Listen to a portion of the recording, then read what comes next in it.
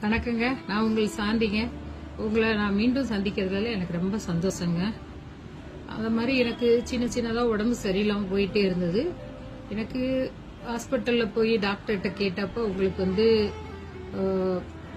48 வயசு ஆகுது, உங்களுக்கு பீரியட்ஸ் நிற்கிறதுக்காக தான் இந்த மாதிரி இது போயிட்டுருக்கு, அதனால நீங்கள் ஒன்றும் பயப்பட வேண்டாம், கண்டினியூவாக இந்த டேப்லெட் சாப்பிடுங்க அப்படின்னு சொல்லிட்டு ஒரு டேப்லெட் கொடுத்தாங்க.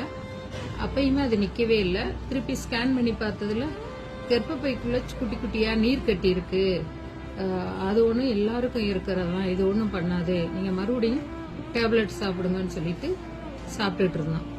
சாப்பிட்டுட்டு இருந்த டைமில் தான் கோவிட் வந்தது. கோவிட் வீட்டில் இருந்தோம்.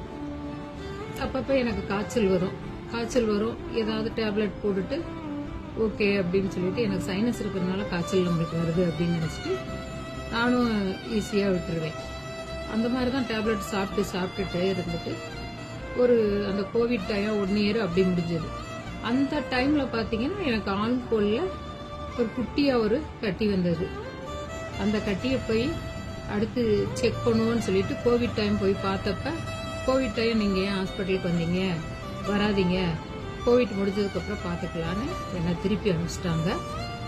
இது அதுக்கப்புறம் என்ன